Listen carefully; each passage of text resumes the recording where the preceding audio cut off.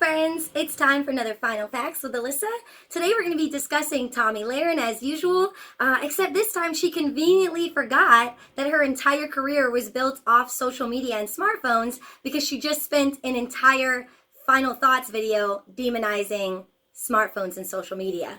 Sure, and before you ask, no, her warning about smartphones had absolutely nothing to do with Stephon Clark, an innocent, unarmed African-American who was shot 20 times in his own backyard because he was holding a smartphone. Of course she doesn't want to talk about that. Instead, she would rather figure out a way to turn social media and smartphones into a scapegoat so she can still go on with her worship of her savior Trump, who does no wrong. So let's break this down. Tomi says we're crying over a Facebook breach and demanding more privacy on the internet where nothing's private. Don't we know, you guys, nothing's private? Tomi, what? No. We're not crying over a Facebook breach. We're rightfully upset over the dangers of the fraudulent use of data as it pertains to presidential elections.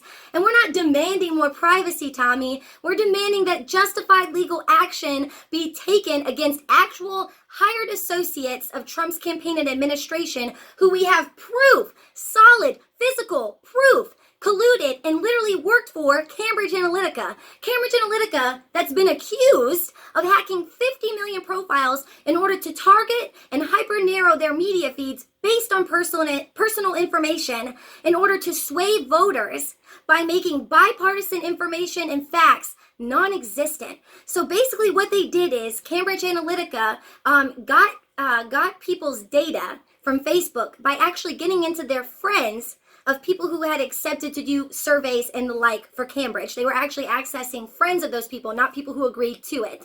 But, whatever.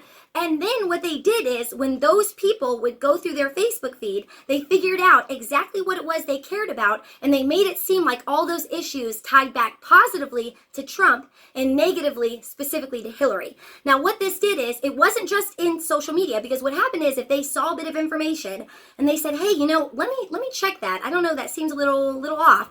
Then when they would go into their chosen browser, their browser would even be infiltrated with nothing but information to support one topic and support one side and completely ignore the other on any certain topic. So that right there, come on.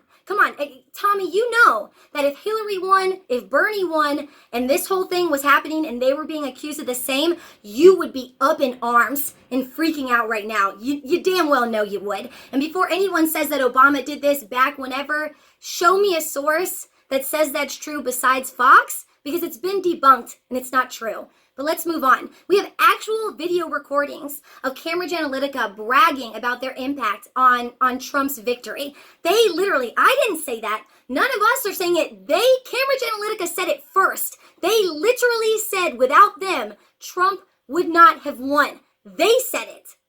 Cambridge Analytica said that.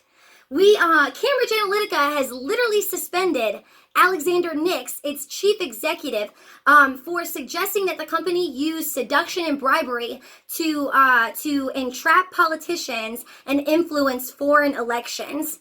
Cambridge Analytica literally suspended their chief executive over this.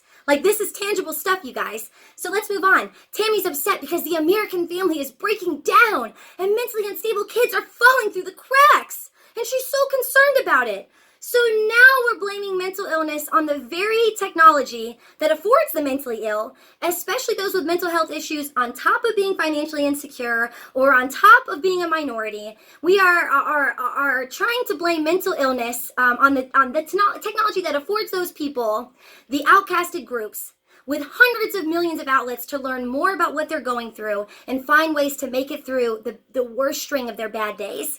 So I don't know if you know this, Tomi, probably because you're neurotypical and you have no idea what it means to struggle daily with mental illness.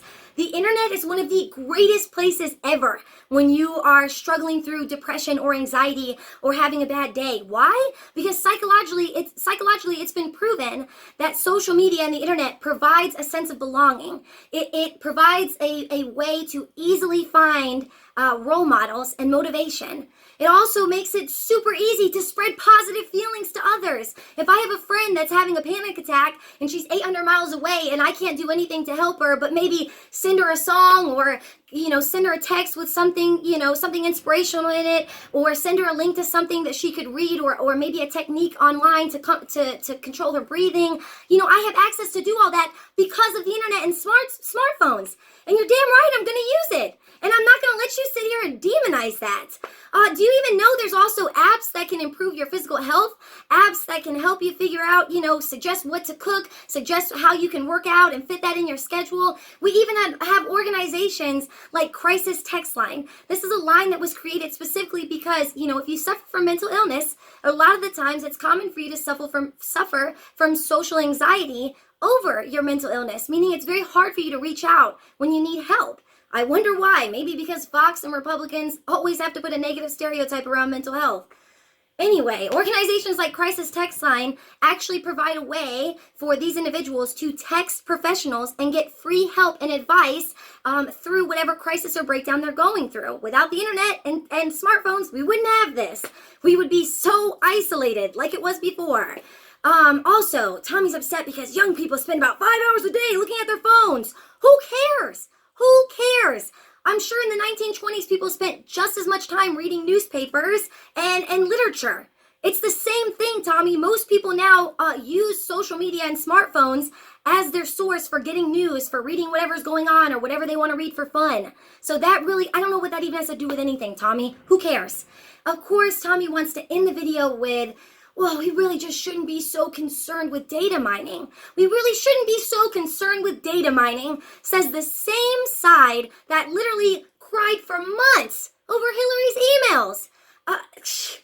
It's not that we shouldn't be worried about data mining. What Tommy really means is we shouldn't be worried about election interference when the candidate and party I favor won. Thanks for watching my final facts, you guys. If you like this video, you can check me out on Instagram at Miss Pinky Marie, MISSPINKIEMARIE. You can check out my YouTube channel, Final Facts with Alyssa. And as always, you can see me here on Facebook. If you liked this video and if you think that Tommy and Fox should have me on for a live debate, share, comment, share this on Tommy's page. Let her know. Send Fox an email because I'm ready. And I know she's just a coward that can't get out from behind her teleprompter and face me head on. So, yeah, stay tuned for more final facts. We'll see you next time. Bye.